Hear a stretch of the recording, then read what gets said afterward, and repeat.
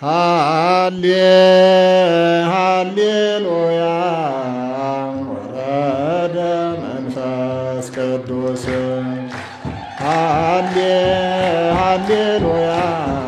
ወረደ መንፈስ ቅዱስ ላይለ ሐዋርያት ከመዘ እሳት ላይለ ሐዋርያት ከመዘ እሳት ላይለ ሐዋርያት ከመዘ እሳት ላይለ ሐዋርያት ከመዘ እሳት በስመ አብ ወወልድ ወመንፈስ ቅዱስ አሐዱ አምላክ አሜን። ሓንቲ ቋንቋ ዝነበረት ግዕዝ ናብ 71 ቋንቋ ተበታተነት። እተን ቋንቋ በዓለመኔን ኣብዚ ሓለፈውን ተን 71 ቋንቋ ክንዝርዝረን ኢልና ስለዝነበርና ስለዚህ ተን 71 ቋንቋ ትርጓሜ ፊደል ዝበሃል መጽሐፍ ኣሎ። ፊደላት ትርጉም ኣለዎም። ናይሃ ናይ ባዕላ ዝኾነ ትርጉም መልክዕ ቁጽሪ ኣለዋ። ናይሁ ናይ ባዕላ ዝኾነ መልክዕ ትርጉም ቁጽሪ ኣለዋ። ሂ ሃ ሄ ህ ወናብለክ ሳፖ ትርጉም ኣለዎም። ኣብታ የግዕዝ ጥናት ትብል መጽሓፍ የሕትሚ ኣለኹ። እቲ መጽሓፍ ዝረኸብኩሞ ኣብ ክትምልከትዎ ትኽእሉ ኢኹም። ኣብቲ አንድምታ ትርጓሜ ፊደል ከምዚ ይብለና ሰብአ ወክልኤቱ ልሳናት 72 ቋንቋታት ኣለዉ። ዘስየም 17 ናይ ስየም ድማ 17 እዮም። ዘካም 30 ናይ ካም ድማ 30 ቋንቋ እዮም። ዘያፌት 25 ናይ ያፌት ድማ 25 እዮም ይብለና ትርጓሜ ፊደል። እንደገና ድማ አለቃ ኪዳውን ክፍሌውን ኣብቲ መጽሓፎም ጠቂሶም ኣለዉ። ስለዚ እቶም 71 ቋንቋ ናይ መጀመርያ ናይ ስየም ቋንቋታት ንርአዮም። ስለዚህ ናይ ስየም ቋንቋ ከምዚ ይብለና ዝንቱ አስማተ ልሳናቲሆሙ ለደቂቀ ስየም ናይ ደቂ ስየም ቋንቋስ እዚኣቶም እዮም ኢሉ ይዝርዝሮም። እቲ ቀዳማይ ወኦሪ ዓረብ ብሂል ኦሪ ማለት ዓረብ ማለት እዩ። ካልእ ወዖሪ ዕብሪ ዕብራውያን ዖሪ ማለት ዕብራውያን ይብሎ ኣብ ትርጓሜ ድማ ይብልዎም ዖሪያውያን ዕብራውያን ይብሎም። ብኦሪ ዕብራውያን ብመን ዕብራውያን ተባሂሎም ኣብቲ ስለ ዕብራይስጥ ኣብ ዝብል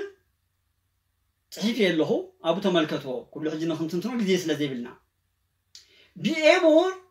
ሂብሪው ተባሂሎም ብኤቦር ዕብራውያን ተባሂሎም ብሴም ሴማውያን ከም ዝተባሃሉ። ስለዚህ እቲ ካልኣይ ናይ ስየም ቋንቋ ኦሪ ዕብሪ ዕብራይስጥ ኢሉ ኣሎ። ካልእ ፍሪ ማለት ፋርስ ማለት እዩ። ፋርስ ኬሪ ከለዳውያን ሓምሻይ ሄኒ እዩ። ሄኒ ሂናውያን ይብሎ። ሴሪ ኣሴራውያን ወይ ድማ ኣሴር ይብሎ እዩ። ኣብቲ ዘፍጥረት ናይ ስየም ደቂ ክዝርዝሮም ከሎ ኣሴር ወዲ ስየም እዩ። ስለዚ እቲ ሻውዓይ ናይ ስየም ቋንቋ ሴሪ ብወዲ ተፀዊዑ ሴሪ ኣሴራውያን ወይ ድማ ሴር ናይ ወዲ ስየም ምዃኑ። ኖጊ ነጌባውያን፣ ቄኒ ቀኔናውያን፣ ሜድ ሜሊ ሜሊላውያን ተባሂሉ ይፅዋዕ። ሜድ ኣብዚ ግብረ ሐዋርያት ምዕራፍ 2 ካብ ቁፅሪ 8 ጀሚርና ከነንብቦ ንኽእል ኢና። ያሬራውያን፣ ኪክኒ ከኔናውያን፣ ማቲ ማቴናን፣ ሌማ ሌማውያን፣ ሕንኒ ሕንኒ ኣብ ናይ ትግርኛ ከነንብቦ ከለና ሕንኒ ኢልና ነንብቦ። ሕንኒ ሄኔናውያን፣ ስምዲ ስምዳውያን፣ ዮዮኒ ዮኖናውያን። ኣብቲ አንድምታ ወንጌላዊ ዮሐንስ ቢዮናኒ ቋንቋ ጽሒፍዎ ንዝብል ቢዮን ዮኖናውያን ተባሂሎም ይብለና። ዮን ማለት ከዓ ፀሓይ ማለት እዩ። ንፀሓይ የምልኹ ስለ ዝነበሩ ዮኖናውያን ተባሂሎም እቲ ቋንቋኦም ድማ እንታይ ይበሃል ነይሩ? ዮዮኒ ወይ ድማ ዮናኒ ዮኖናውያን ኢሉም ጽሒፎም ኣሎ። ኣብቲ ራእይ ዮሐንስ አንድምታውን ንረኽቦ ኢና። ስለዚ ዮዮኒ ዮኖናውያን ዮኒ ኬጤጢ ኬጤጣውያን ወሌሜሚ ሌማውያን ሶራውያን ናይ ሶርያ ቋንቋ እንታይ አራማይክ ተባይሉ ሕጅብ ናይ ስነ ልሳን ምሁራን ዝንገር አራማይክ ማለት ሶርያውያን ዛርብሉ ዝነበሩ እንደገና ደግሞ መሐመድ ሐይና ኢየሱስ ክርስቶስ ብናይ ሶርያ ቋንቋ በአራማይክ የምህከም ዝነበረውን ቶም ቴዎሎጂያን ናይ ነገር መለኮት ምሁራን እዛረቡ ስለዚህ ሶርያውያን አራማይክ ዝብል ቋንቋዩ እዚ ጠፊ ዘሎ ከም ሰባ ቋንቋ እዚ ጠፊ ቋንቋዩ ካለ ሞፃውያን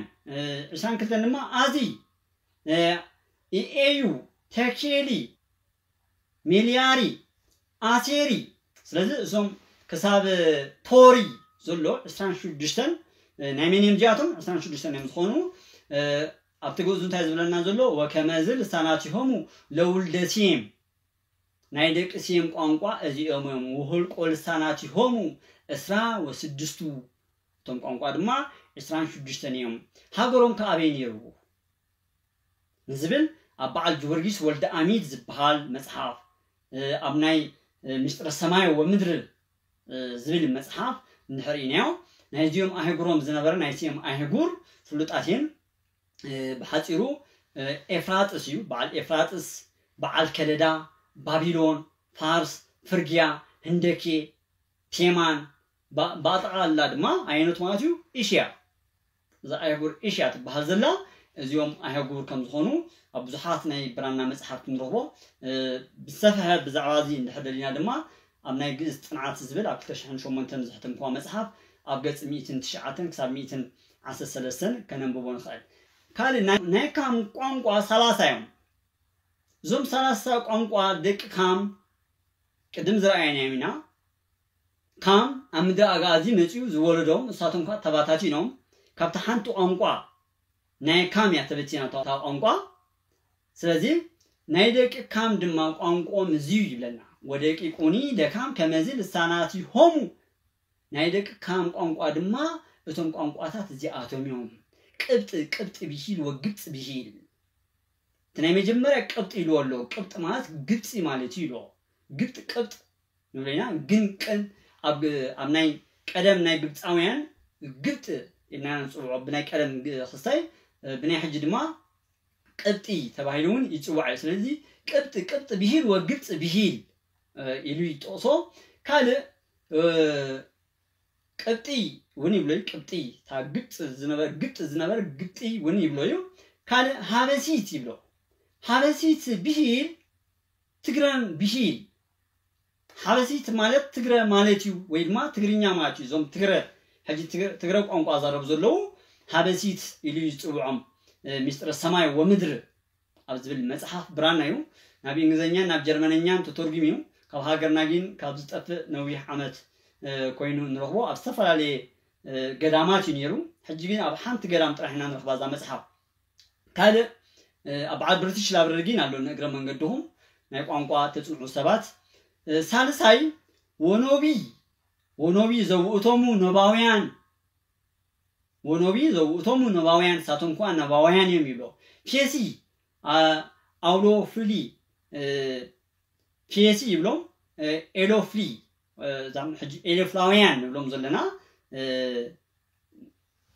حجم سنة عرب تحاوسة إلفلاويان زاربو قانقايو فيتي زنا كام قانقايو زنا برا زاري يبلو زاراويان شاوعي زيزي زاوبي زم حجي ناي زاوبي ويكا أغو بيرترا بلين زبهال زلو بناي ولون تقرين ما أخذ زلو دما أغو يبهالو بناي ጎጃም ድማ ሃዊ ዞን ዘለው እዮም بناي ጎንደር ድማ ቅማንት ዝባሉ ናይጆም ቋንቋ እንታይ ኒሩ ዝብለና ዘሎ ዜዚ ወይ ድማ ዛውጌ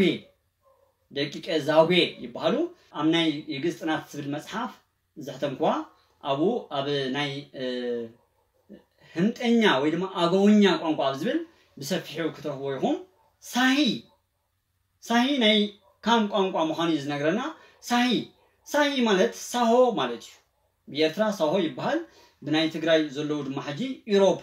ተባሂሎም ዝጽውዑ እዮም ካለ ታሽዓይ ሚሲ ወይ ድማ ሚስ ተባሂሉ ይጽዋዕ ካለ አዞቦ ዝባሃሉ ነበር 11 ናይ ካም ቋንቋ ደንኬል ይባሃል ደንካሊያ ወይ ድማ ደንከል እዚ ድማ ኣብ ዓሰብ ዝርከብ ዓፋሪ ካለ ሴዋ ክልተ ሽም ይዘሎ እንዚ አንጎት ተባይሉን ይፍለጥዩ ካለ እንድሪ ስልዳን ተባይሉ ይጽዋዕበቶም ናይ ስነ ቋንቋ ሙራን ካለ ኮኒ ካናአን ወይ ድማ ኮኒ ከናአን ወድመኒ ኣብተ ዘፍጥረት ምዕራፍ 10 አንቢብና ነርናይና ታይዝብለና ዘሎ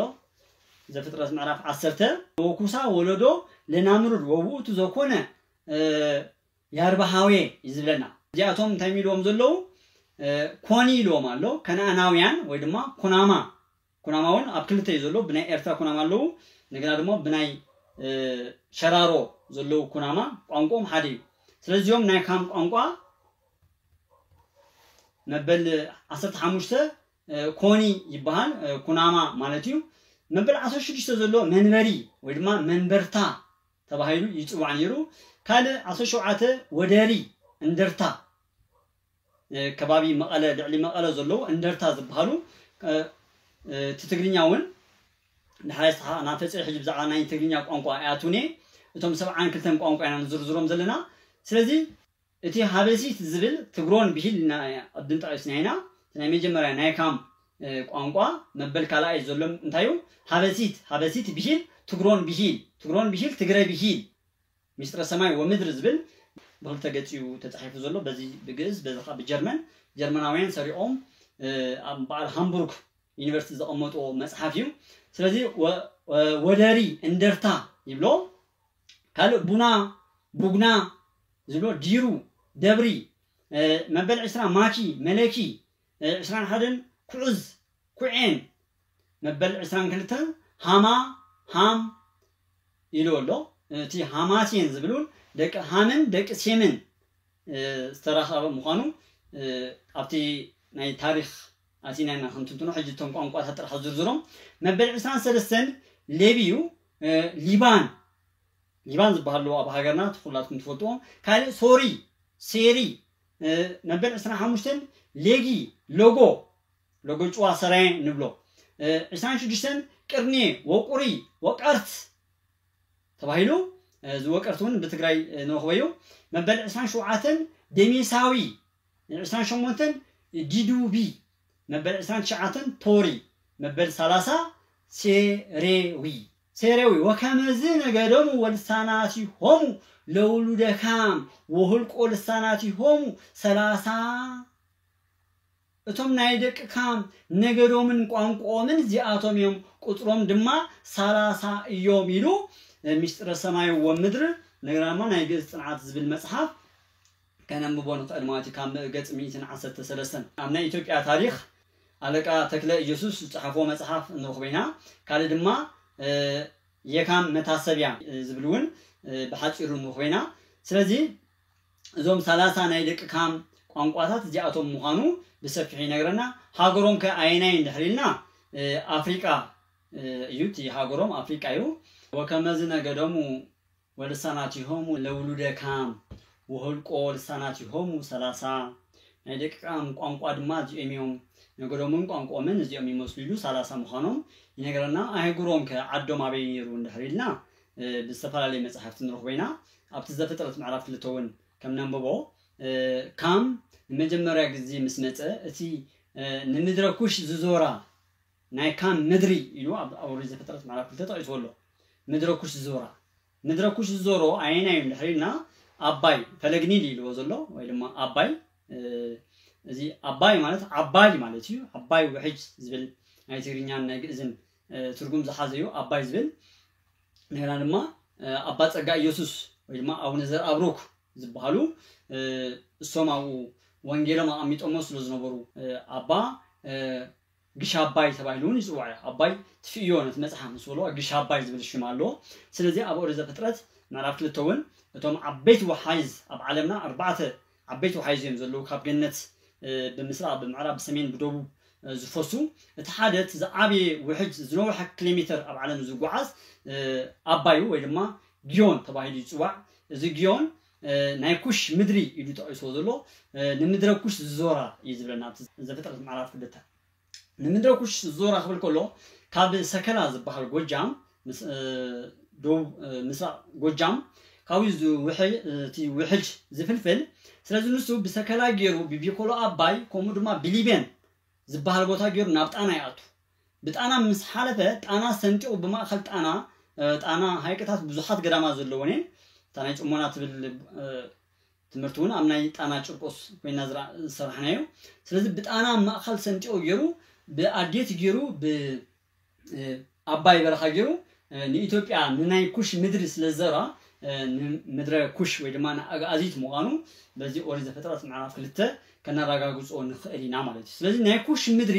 በዓልመኔን እንድሕሪና ናይ ኩሽ ምድሪ ሓደ ሶርያ እዩ ምድረ አጋዚት በዓልያ ኮይና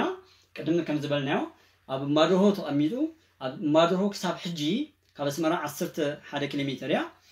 ካብ ኣስመራ 11 ኪሎ ሜትር ናብ ሸነኽ ምዕራብ መስከትኩም ማድሆ ትረኽቧ ኣብ ማብት እንዳ ኢየሱስ ገዛ ሃም ዝበሃል ናይ ሃም ገዛ ወይ ድማ ናይ ካም ሃም ማለት ካም ማለት ናይ ካም ገዛ ተባሂሉ ክሳብ ሕጂ ጽዋዕ ስለዚ በዓቢው ምድረ አጋዚት ኮይኑ ካለ ድማ ሶርያ ናይ ካም ሃገሩ ማለት ሶርያ ከነአን ግብጽ ሊቢያ ሳባ እንደገና ድማ በአጠቃላይ አፍሪካ ማለት እዩ ካው ሓሊፉ ድማ ናብ በዓል ባቢሎን በዓል ኢራቅ ኢራን እዞም ደቂ ካም ምዃኖም ቅድም ርኢናና ኣብ ዘፍጥረት ምዕራፍ 10 ካብ ቁጥር 6 ጀሚርና በዓል ናምሩድ ዝበሃሉ ናብ ባቢሎን ከም ዝኸዱ ስለዚ በአጠቃላላ ብዛዕበየ አፍሪካ እዩ ካው ሓሊፉ ድማ ናብ በዓል ባቢሎን ኢራቅን ኢራንን እትሰፈሩ ከም ዘጠቃልል ጆርጊስ ወልደ አሚድ ዝብል መጽሐፍ ይነግረና እንደገና ድማ ታሪክ በተክለ ኢየሱስ ዝብል መጽሐፍ እንደገና ድማ የግዕዝ ጥናት ዝበለጸ ድማ ሚስጥረ ሰማይ ወምድር ዝብል ናይ ብራና ግዕዝ ናይ ብራና መጽሐፍ ንረኽቦ ማለት እዩ ካል መበል ሳልሳይ ናይ ካምን ናይ ሴምን ርኢናይና ናይ ያፌት ቋንቋ እዩ ናይ ያፌት ቋንቋ እዚኦም እዮም ወዚ ውእቱ ልሳናቲሆሙ ለደቂቀ ያፌት ናይ ደቂ ያፌት ቋንቋ እዚኦም እዮም ንሳቶም ከአይብለና ሮሙሎስ ሮሚዝ ይሏል ዘሎ ናይ ደቂ ያፌት ሃገሩ አውሮፓ እዩ ናይ ያፌት ደቁ ቋንቋ እዚኣቶም እዮም እሱ ከዓ እንታይ ኢልና ሮም ይሏል ኣብቲ ናይ ቅዱስ ጳውሎስ ዝጻሓፎ መልእክት ናብ ሰብኣ ሮሜ ኣብ አንድምቱ ኣብቲ መቀድምታይ ዝብለና ዘሎ ብሮሙሎስ ሮም ተባሂላ ነራ ብሩማሎስ ሮሚ ተባሂላ ነራ በእንጣሎስ ኢጣሊያ ተባሂላ ዝምታይና ንረኽቦ ኣብቲ ግዕዝ መጽሓፍትና ኢና ንረኽቦ ስለዚ ኣቦታትና ብዛዕባ ብዙሕ ነገር እዮም ዘምህሩናን ዝነግሩናን ዓለም አቀማምጣ አይጉር ቋንቋታት ባህልታት ኩሉ ነገር ቅዱስ ቤተክርስቲያንና ተመረናያ ስለዚ ብሮሙሎስ ሮም ተባሂሎም ነሮም እንደገና ብሩማሎስ ድማ ሮሚ ተባሂሎም ወይ ድማ ሮማ ተባሂሎም ጽዋዕዩ በእንጣሎስ ድማ ጣሊያን ተባሂሎም ከም ዝነበሩ ስለዚ ምስ ግዜና አንጻር ጠስጠስ ከነብሎም እቶም 16 ናይ ደቂ ያፌት ቋንቋ ሓደ ሮሙሎስ ሮሚ ዝበሃል ሓደ ሽሚ ዘሎ ዝርዝሩ አፍንጌን ይብሎ እንደገና ኢላሚጤ ወይ ድማ አጥርኒ ተባሂሉ ይጽዋዕ ፋንጦስ አፍልክኒ ናኒ ካሌኒ አሪ ይሲ ይኒ ዲቢኩሪ እንደገና ድማ ያዲ ፓርቴ ፒሪ ሜድ ማለት ማሪ ይሎሎ ኣብቲ ግብረ ሐዋርያት ንረኽበዩ ወሰብ ፓርቴ ወሜድ ዝብሎ ዳሕራ ከምሪና መበል 13 ሴጢ ይሎሎ መበል 15 ቤሪ መበል 16 ናሪ እዚኦም እዮም እንታይ ይሎ ዘሎ ካዕጡ ከሎ ወዝ ውእቱ ልሳናቲሆሙ ለደቂቀ ያፌት ናይ ደቂ ያፌት ቋንቋ እዚኦም 16 ምዃኖም ይነግረና አይጉሮም ድማ ዝተፈላለዩ የብራና መጽሐፍት ከም ዝነግረና መቄዶንያ እንደገና ድማ ሮም አርማንያ ጤግሮስ አንጾኪያ ኪልቅያ ቆጶዶቅያ በራንጥያ ቆጵሮስ አቴንስ በዓል ግሪክ ማለት እዩ በሓፂሩ ግን አውሮፓ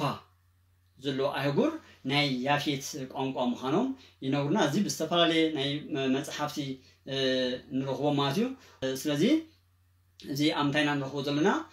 ተን ቋንቋታት ኣብ ግብረ ሐዋርያት ምዕራፍ 2 ካብ 9 ክሳብ 10 ተጠቂስዎን ዘሎ ውሑዳት ቋንቋታት እየን ካብ 10 ዝውሕደ ይጠቅስልና ዘሎ ግን ሐዋርያት ብሙሉእ ቋንቋ ከም ተጠቀሰሎም ስለዚ ብዝበለጸ እዚ መጽሐፍ እዚ ኣብ ናይ ካም መታሰቢያ ትቢ አክሱም መኑ አንተ እንደገና ድማ على كدان ولد كفلي صحافو مزجبك على طرح زيكونه مزجب فيدل أبز بالمصحف نخوينا تكست إثيوبيان بوبلي إيتي تراديشن أبز بال جرمناوين إنجليزاوين زحتمو مصحف نخوينا ስለዚህ ሓንቱ ቋንቋ ዝነበረ ድሕሪ ማያሂ ናብ 72 ቋንቋ 5 ተበታተነት ቅዱሳት መጽሐፍቲ ይነግሩና ወይ ድማ ናይ ታሪኽ መዛግብቲ ይነግሩና ማለት ስለዚህ እቲ ጸጋ መንፈስ ቅዱስ ኣብ ልዕሊ ሐዋርያ ዝወረደ ሐዋርያት ኩሉ ናይ ዓለም ቋንቋ የተገለጸሉ ኣብቲ ግብረ ሐዋርያት ምዕራፍ 2 ቁጥሪ 8 ጀሚርና ኸነንብቦ ከለና ከምዚ ዝብለና እፎኑ እንከ ንሰምዖሙ ينبو بنجر كله بحاورت بنا كله قانق خزاربس نسمع مالنا إنذا فترتنا بارتي ونيت وإلى مئتي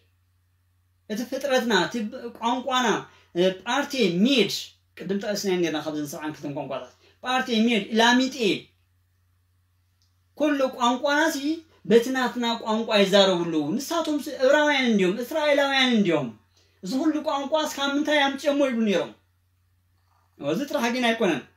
والله ينبروا مايكل افلاغ ايهود ات ماخل ني افلاغ ايهود زنبرو كالو قانقا زارو زنبرو انت زبحال وقوپودوقيا ني بعل قوپودوقيا قانقا قرنين زبحال والله مصو امرومي كابرومي زمصو قانقا والله مصو امرومي ايهود فلاسيان قدم ناب رومي تسديدوم زنوبرو فلاسيان سدتنيا ناي ايهود ناتم قانقا خيترفو يزارو نوبرو والله امقرطيس ناي قرطيس زبحال قانقا يزارو نوبرو وعرب بعربኛውን يزارو نوبرو من حواريات ابتبوتا ابت حواريات اكيوم زنوبرو اب اسرائيل بزحات سبات كبستفرالي ايهغور سبات يكوبس زنوبرو ስለዚህ ወናሁን ሰምዖሙ ስለዚህ ሰምዑ ማለና ይነቡ በነገር ሁሉ በሐውርት እቢያቱ ለእግዚአብሔር በሁሉ ቋንቋ ለእግዚአብሔር ልዕልና ለእግዚአብሔር ክብሪ ለእግዚአብሔር ምስጋና ለእግዚአብሔር አኮቲት በሁሉ ቋንቋ ከዛረቡ ንሰምዑ ማለና ይላል እዚ ዛረቡ ዘለው ሐዋርያት ሰኺሮም አይኮን አይሁድ እንታይም ዝሉ ነይሮም ወይ ድማ after want ዝነበሩ ሰባት እዚኦም ጉዑስ ሰይተሚም ሰኺሮም ይብሉኛል ቅዱስ ጴጥሮስ ግን ታይሎ ሕጂ ኮ ሰዓት 3 ንጎ ይሎ ናይ ቤተክርስቲያን ቆጣጥራ ሕጂ ሰዓት 3 ንጎ ዩ ከመይ ጌርኩም ሰኺርኩም ትብሉና ይሎ ሐዋርያት ግን ምንታም ሰኺሮም ነይሮም ጸጋ መንፈስ ቅዱስ በጰራቅሊጦስ መንፈስ ቅዱስ በዓልቂን እንታይ ዲዱ ጰራቅሊጦስ ናዳ ጸራይ ጴጥሮስ ቴሮግና ማለት በቋንቋ ግዕዝ ቋንቋ ማለት ናዳ ናይ መንፈስ ቅዱስ ሽሚ ጰራቅሊጦስ ናይ መንፈስ ቅዱስ ሽሚ ጰራቅሊጦስ ናዳ ጸራይ ጴጥሮስ ቴሮግና ወኒ ቅዱስ ጴጥሮስ ቋንቋ ዘዛረበ ናዳ በተባለ ጰራቅሊጦስ ተባለ መንፈስ ቅዱስ ጸራይ ጴጥሮስ ቴሮግና ጊዜ ጸርሃ በድምጽ እዚያው ይመስጥ ልቦና ጸጋ መንፈስ ቅዱስ ብሓደ ልቦና ደስ ይዝብል አቦታትና ቅዱሳን ክሪዮን ኩልኩም ብጥሜትን ብጽናን ጣጽምት ተሪፎም ተራናያው ውሽጦም ግን ታም በጸጋ መንፈስ ቅዱስ ሕጉሳት ስለ ኃጢአቶም ስለ ዓለም ኃጢአትን ገጾም ሐዚኑ ገጾም ተጫማሪ ግን ተራህሙ ውሽጦም ግን ብሩሃት ስለዚህ ጸጋ መንፈስ ቅዱስን ሓድረና ከንጽል ይግባአና ስለዚህ እታንቱ ቋንቋ ዝነበረት ናብ 72 ቋንቋ ንሐዋርያት ተገሊጽሎም ሐዋርያት ድማ ናብ ዝተፈላለዩ ኩርናት ዓለም ክሳብ ህንድ ኸይዶም ብህንደኬ ምሁር ነይሮም በዓል ቶማስ ናብ ሮም ከይዶም ብሮማይስጥ ምሁር ነይሮም ናብ ኤፌሶን ከይዶም ብግሪከኛ ቋንቋ ምሁር ነይሮም ወናብ ግብጽ ከይዶም ብቅብጥ ቋንቋ ምሁር ነይሮም ናብ ሃገርና መጽም በዓል ማቴዎስ ሐዋርያ ብድሕሪ ግዜ ብሰፊሕ ከነስተምሮ ለና ናብ ሃገርና መጽም ድማ بቋንቋ ግዕዝ ያምርኩም ዝነብሩ ድርሳናት ይነግሩና ስለዚህ እታ ሓንቱ ቋንቋ ዝነበረት ቋንቋ ግዕዝ ናብ 72 ከምስተባታተነት ንሪኦ ስለዚህ ቋንቋ ግዕዝ ማለት እንታይ ማለት እዩ ሕጂ ዘድሊ ግዕዝ ማለት እንታይ ማለት ግዕዝ ማለት አጋዘ ነፃ አውጽእ ካብ ዝብል ናይ ግዕዝ ቃል ዝተረኽበ ኮይኑ ግዕዝ ማለት መጀመሪያ ማለት ግዕዝ ማለት ሀ ግዕዝ ክንብል ኮለና ፊደል ክንቆጽር ኮለና እንታይ ላይ ተማሂርና ሁላትና ሀ ግዕዝ ሁ ካኢብ ሂ ሳልስ ሀ ራብዕ ሄ ሐምስ ህ ሳድስ ሆ ሳብዕ ስለዚህ ሀ ግዕዝ ሀ ናይ መጀመርያ ፊደል ናይ መጀመርያ ቋንቋ ናይ መጀመርያ ዜማ ናይ መጀመርያ ቁጥሪ ወታ ቁጥሪ ሓደ ክንጽፋ ሁልና እንታይ ናይ ንጽፋ ግዕዝ ተባሂላ ጽዋዕ ስለዚህ ሀ ግዕዝ ክንኮላ ናይ መጀመርያ ማለት ስለዚህ ግዕዝ ማለት መጀመርያ ማለት ካለ ግዕዝ ማለት ነፃነት ማለት ካብ መጽሐፍ ቅዱስ ብዙሕ መረዳእታ ክንረክበሉ ንኽእልና ግዕዝ ማለት ባህሪ ይኾን ግዕዝ ማለት ግብሪ ይኾን ግዕዝ ማለት ነገድ ይኾን ግዕዝ ማለት ሃገር ይኾን ወአጋዝያን ዝብል ብዙሕ ግዜ መጽሐፍቲ ንረክቦ ኢና ማለት ነገራ ደግሞ ሃገር አባ ሰለማ ኣብ ምድረ ግዕዝ ሰበኸ ይብለና ኣብይ ዝተማሃረ መጀመርያ ኣብ ደብረ ሲና ይኮ ደብረ ሲሓ ትበሃል ከባቢ ዕላበዕ ዘላ ስለዚህ ወሰበከ አባ ሰላማ ለምድረ ግዕዝ አባ ሰለማ ለምድረ ግዕዝ አስተማሃረ ይብል ኣብ ምድረ ግዕዝ አስተማሃረ ምድረ ግዕዝ ባዘላ አጋዚት ያ አምና ሐምለ ስንክሳር ንረክበና 18 ኣብ ድጓ መጽሐፉ ንረክበና እንደገና ደግሞ ኣብ ድርሳን ኡራኤል ንረክበና ስለዚህ ግዕዝ እቶም ሰባት ክንታይ ባህል ነይሮም አጋዚያን ተባሂሎም ጽውዕ ነይሮም ቋንቋናውን ግዕዝ ተባሂሉ ይጽዋዕ ቋንቋናውን ግዕዝ ዜማናኸ ግዕዝ እዝ አራራይ ትናይ መጀመርያ ዜማ እንታይ ግዕዝ እዝ አራራይ ዝበሃሉ ሰለስተ ዜማ ኣለውና ትናይ መጀመርያ ዜማ ግን እንታይ ግዕዝ ተባሂሉ ይጽዋዕ ፊደልናኸ ግዕዝ ናይ ግዕዝ ፊደል ኢና ንጽውዖ ቁጽርናኸ ኣሃዱ ክልኤቱ ሰለስቱ ኣርባዕቱ ሓሙሽቱ ስድስቱ ሰባቱ ስሙንቱ ተስዓቱ ዓሰርተ ግዕዝ እዩ ግዕዝ ኢልና ንባዕላ ሓደ ትኾነ ስለዚህ ኩሉ ነገር ኣብ ቤተክርስትያንና ግዕዝ ዓብይ መሰረት ዘለዎ እዩ ካልእ መዓልቲ ብሰፊሑ ክንምለሶ ኢና ሕጂ ግን ሕፅር ብዝበለ ግዕዝ ኣጋዘ ነፃ ኣውፅአ ካብ ዝብል ናይ ግዕዝ ቃል ዝተረኽቦ ኮይኑ ግዕዝ ማለት ነፃ ዘውፅአ ዝወፀ ማለት እዩ ስለዚ ስለ ግዕዝ ዘጽንዑ ብዙሓት ምሁራን ኣለዉ ናይ ቤተክርስትያንና በዓል ኣውጉስት ዲልማን ካርል ቦዞልድ ኢትዮፒክ ግራመር ኣብ ዝብል መጽሓፉ ዓብይ መጽሓፍ እዩ ልዕሊ 1000 ገጽ ዘለዎ ጀርመናዊ ኣውጉስት ዲልማን ብዛዕባ ግዕዝ ብሰፊሕ ጽሒፉሎ እንደገና ድማ ሲዲ ጳውሎስ ዝበሃል ግዕዝን ጀርመንኛን ሰዋስው ዝጽሓፈ እዩ ካልእ ድማ ትግርኛን ኣምሓርኛን ግራማቲክ ዝጽሓፈ ፕሮፌሰር ኮንቲሮሲኒ ዝበሃል እውን ጽሒፉሎ ካልእ ድማ በዓል ሆሜር ዝበሃል ምሁራት ተቂሶም ኣለው ኣብ ናይ ሃገርና ድማ ብዙሓት ብዛዕባ ቋንቋ ግዕዝ ዝጽሓፉ በዓል ፕሮፌሰር ኣባ ኪዳነ ማርያም ኣዳምን ግዕዝን ዝብል መጽሓፍ ኣለዎም ቋንቋ ግዕዝ ናይ ኣዳም ምዃኑ ናይ ስነ ቋንቋ ምሁር እዮም ኣብ ሃምቡርግ ዩኒቨርሲቲ ንብዙሕ ዓመታት ዘምሃሩ እንደገና ኣዳምን ግዕዝን ዝብል መጽሓፍ ዘለዎም እዮም በዓል ተኽለ ጻድቅ መኩርያ ስለዚ ሕፅር ብዝበለ ግዕዝ ማለት እንታይ ማለት እዩ እንድሕሪና ግዕዝ ማለት ኣጋዘ ነፃ ኣውፅአ ኢሉ ያ ግዕዝ ማለት ነፃ ዘውፅእ ያ ግዕዝ ነፃ ንኸውፅእ ያ ግዕዝ ነፃ የውፅእ ኣግዞ ኣግዞት ነፃ ምውፃእ ጉዕዝ ኣጋዚ ነፃ ዝወፅእ ዘውፅእ ጉዕዛን ኣጋዝያን ነፃ ዝወፁ ዘውፁ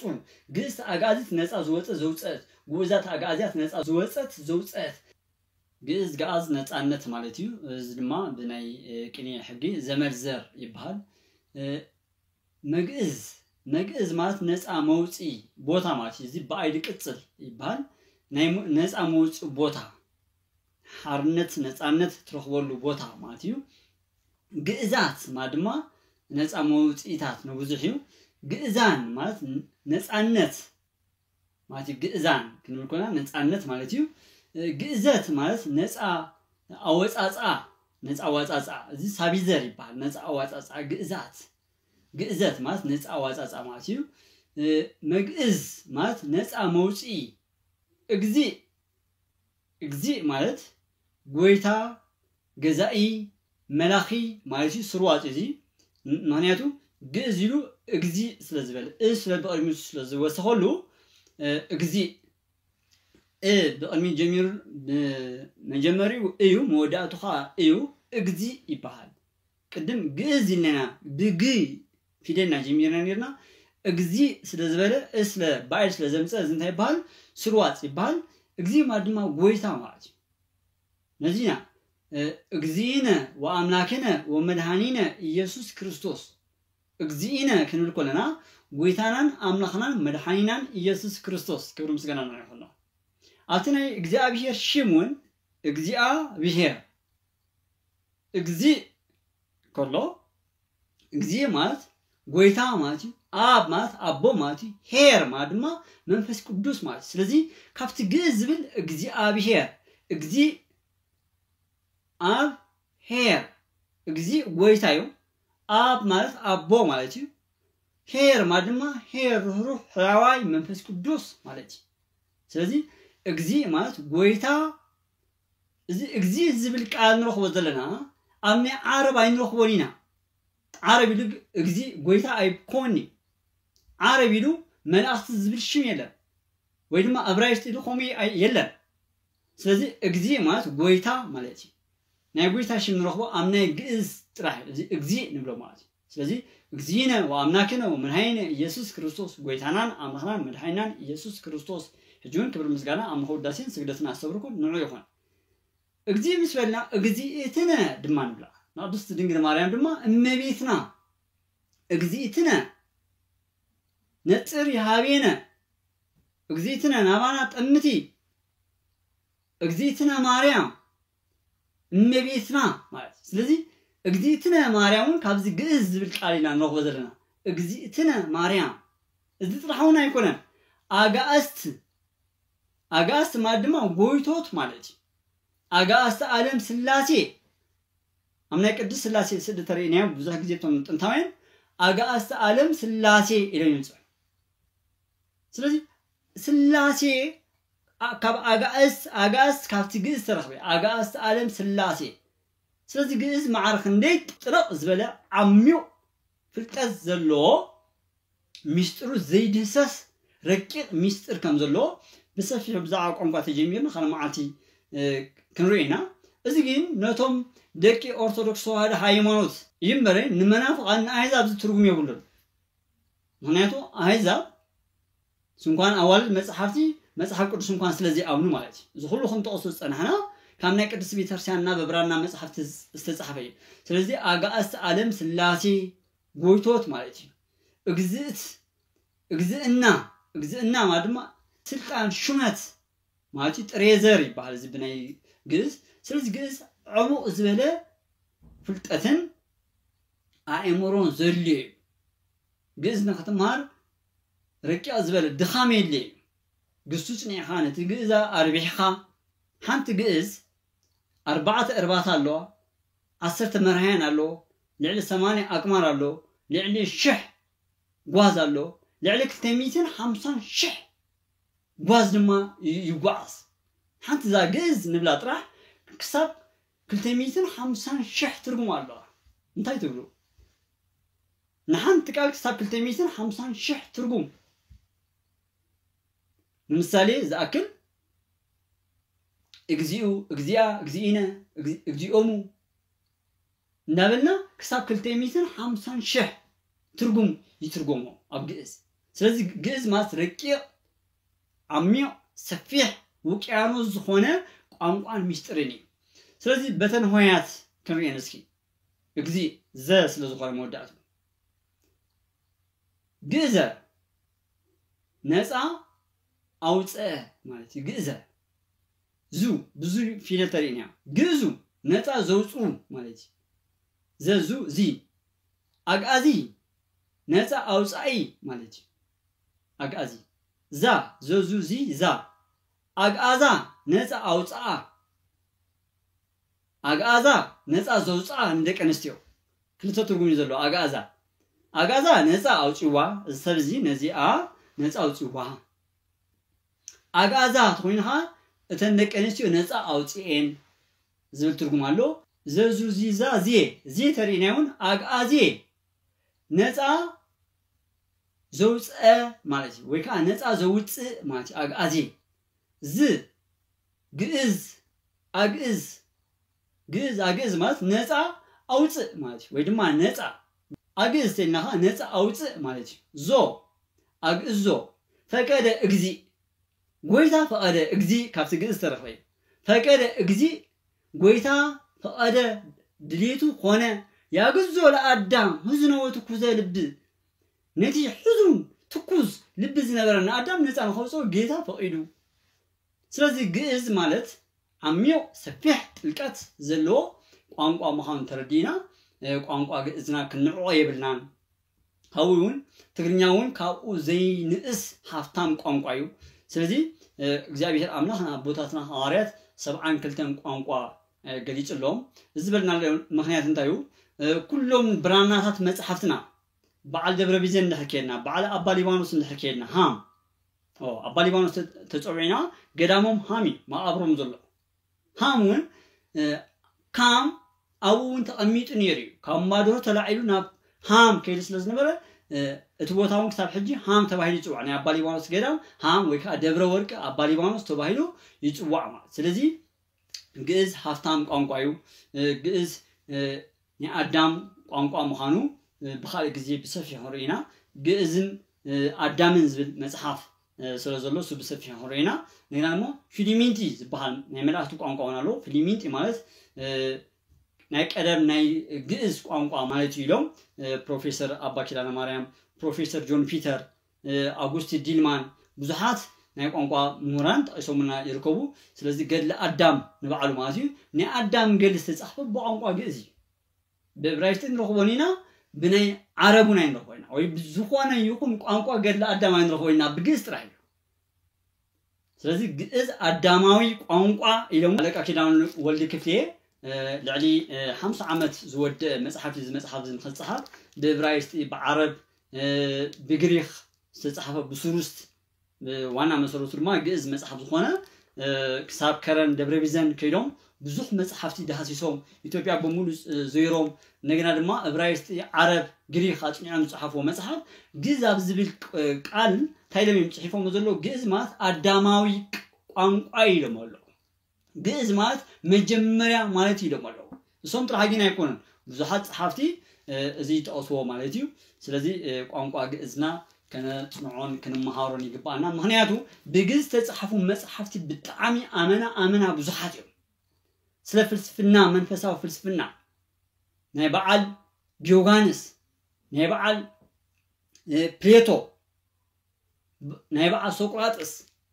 ኣብ ደብረ ቢዘን ተጻሕፉሉ እዚ ግን መንፈሳዊ ፍልስፍናኦም ማለት እዩ ህልውና እግዚአብሔር ዝናገር ካልደማ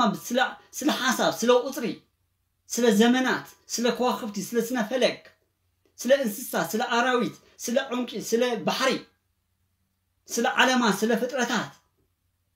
ዞም ብሙሉኦም መጽሐፍት ንረኽቦም ጥንታውያን መጽሐፍትና በግዕዝ ተጻሕፊዮም ስለዚህ አባዓል ደንበዛን ተርእኒዮ አባዓል በለውከለው አባዓል ከስከስ አባዓል መጠራስ ተጻሕፉ መጽሐፍቲ ኣብ ሓወልቲ ከተረፉ አባዓል አክሱም ጽዮን አባዓል ያሓ ተጻሕፎም ንረኽቦም በቋንቋ ግዕዝ ስለዚህ ቋንቋ ግዕዝ ምምሃር ጀርመናውያን ሰቂሎም አይኮን ግዕዝ ዘጽንዑ ስለዚህ በዓል ዲልማን ሰቂሎም አይኮን ግዕዝ ዘጽንዑ ጥቅም ስለዘለው ብዙሕ መጽሐፍትና ንረኽቦ ካብ ሃገርና ላይብረሪ ንላዕሊ ኣብ ናይ ብሪቲሽ ላይብረሪ ዘሎ ብራና መጽሐፍቲ ይበዝሑ ካብ ናይ ኣብ ሃገርና ዘሎ ሙዚየም አባዓል ጀርመን ዘሎ ሙዚየም ናይ ብራና መጽሐፍቲ ይበዝሑ ካልማዓልቲ ኣብ ጀርመን ክንዲኹም ዝርከብ ኣብ እንግሊዝ ክንዲኹም ዝርከብ ኣብ ጣልያን ክንዲኹም ዝርከብ መጽሐፍቲ ብራና በኻሊ ግዜ ክንጠቕሰይና ስለዚህ ወተናገሩ በነገረ ኩሉ በሃውርት ሐዋርያት بكل قانقا تناغيروم استنجيروم يزبلنا زلو ግዕዝ አቦስ ለዝኾነ ካብቶም 70 ክልተን ካብቶም 70 ሓዘን ዘይተቀስና አቦስ ለዝኾነ ስለዚህ ብሰፊሑ ሓል ማዓልቲ ናይ ግዕዝ ጥቅሙ እንታይ እዩ መሰረቱ እንታይ እዩ ኣምታይ ከተጻሒፉ ይርከብ ግዕዝ ተጻሒፉ ኣብ ወረቐት ጥራሕ ኣይኮነን ኣብ ሓወልቲ ተጻሒፉ እዩ ኣብ ጨርቂ ተጻሒፉ እዩ ኣብ እምነበረ ተጻሒፉ እዩ ኣብ ወርቂ ተጻሒፉ እዩ ኣብ ብሩ ተጻሒፉ እዩ አብራና ተጻሒፉ ስለዚህ ግዕዝ ዓሚዮ ሰፊሕ ጥልቀት ዘሎ ቋንቋ ስለዝኾነ በሰፊሑ ካለ ማዓልቲ ስለ ግዕዝ ክንመሃሪና ንሐዋርያት መንፈስ ቅዱስ ዝገለጸ እግዚአብሔር መንፈስ ቅዱስ ምስኩላትና ይኹን ወተናገሩ በነገረ ኩሉ በሃውርት ብናይ ኩሉ ቋንቋ ተዛረቡ ይዝብለና ዘሎ እግዚአብሔር መንፈስ ቅዱስ ምስኩላትና ይኹን الله عز وجل جميع زفصمنا لولا بحري قدوس ንጉስ እግዚአብሔር አምላክ ክብር ምስጋናን አምልኮን ውዳሴን ስግደትን አስተብርኮ ንዑ ይሁን ስለዚህ ካውቦታትና ዝረኸብናው ካብራና መጽሐፍትና ዝረኸብናዮ ናባኹም ነመሓላልፎለና ንስኻትኩም እውን ሰሚዕኹም ሽራ ምባል ነገና ድማ ንዘይሰምዑ ሰባት ንኸተስምዑ እቲ እጃምኩም ከዓ ንዘይፈለጡ ሰባት ንኸተስምዑ ናይ እግዚአብሔር ቅዱስ ፍቃድ ይኹነልና ወስብሐት ለእግዚአብሔር ይጽንሐልና ሃሌሉያ ወረደ መንፈስ ቅዱስ ሃሌሉያ ወረደ መንፈስ ቅዱስ ላይለ ሐዋርያት ከመዘ እሳት ላይለ ሐዋርያት ከመዘ እሳት ላይለ ሐዋርያት ከመዘ እሳት ላይለ